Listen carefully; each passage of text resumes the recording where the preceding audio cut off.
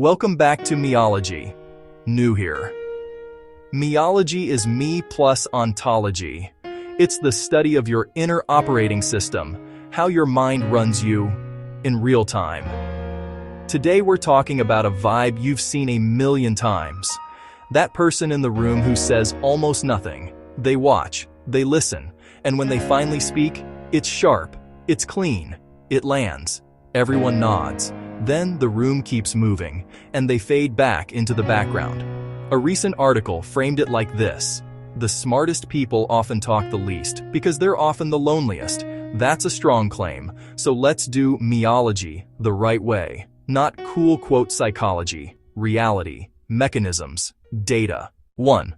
The observation trap. Why quiet can feel safer. If you're highly perceptive, you pick up microsignals, tone shifts, fake laughs, power plays, the smile that doesn't reach the eyes.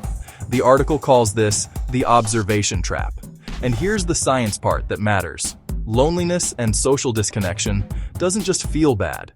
It can flip your brain into a threat scanning mode. Researchers describe loneliness as a state that increases vigilance for threat and can bias attention and interpretation in social situations.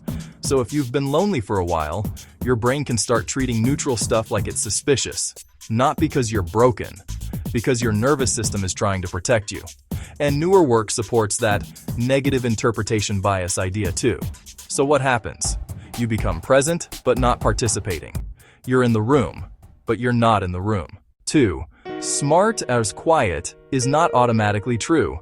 Now let me push back a little because MEOLOGY isn't a fairy tale.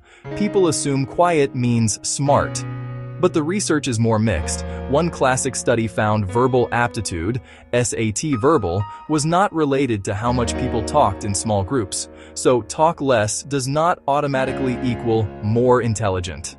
Also funny twist, in that same paper, people tended to rate very talkative individuals as above average intelligence. So culturally, we do this messy thing where we romanticize the quiet person, but we also reward the talker. That matters, because if you're quiet, you can get labeled mysterious, deep, smart, or cold, judgy, not friendly. Same behavior, different projection. 3. The real loneliness loop, the one that hardens over time.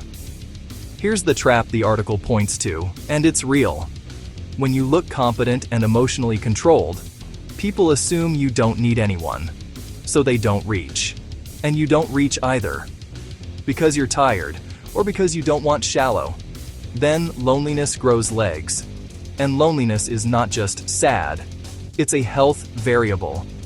Big data.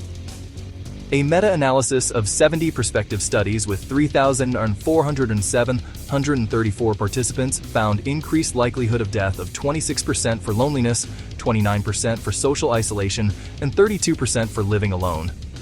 Another meta-analysis, 148 studies, 849 participants, found people with stronger social relationships had about a 50% increased likelihood of survival, or 1.50.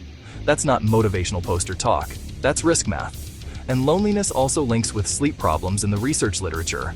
So if you're the quiet one, this is not a personality quirk. This is a system.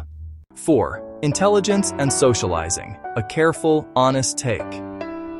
There's a well-known study, often misquoted online, suggesting that more intelligent people may get less happiness from frequent socializing, depending on context. Important. That doesn't mean smart people should isolate. It means the dose and the type of social connection matters. MEOLOGY translation. You don't need more people. You need better signal, depth, safety, realness.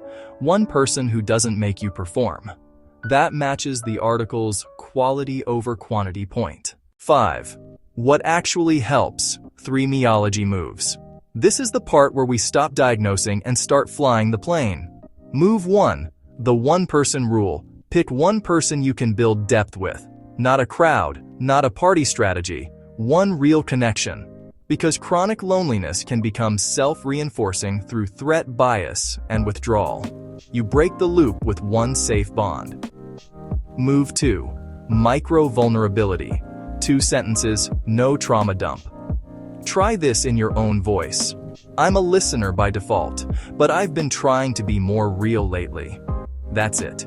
It signals, I'm not judging you, I'm human. You can come closer. The article says the hardest part is being willing to be found. This is how you do that without bleeding out. Move 3. Active listening, but don't disappear inside it. Active listening is powerful. It builds trust. In one study, higher active listening behaviors led to higher perceived empathy with a medium effect size, D0.55. But here's the warning. If you only listen and never reveal, you become a mirror. People love mirrors. But mirrors are lonely. So yes, listen like a pro. Then give one honest line back. That's connection. Being quiet isn't a problem. Being smart isn't a curse. The danger is when intelligence becomes a mask for safety. And safety becomes isolation. And isolation becomes a prison. Loneliness isn't just in your head.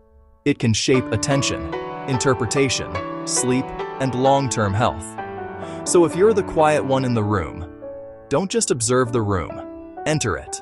One sentence at a time, one person at a time, one honest signal at a time. Because intelligence without vulnerability is just performance. And performance is always done alone.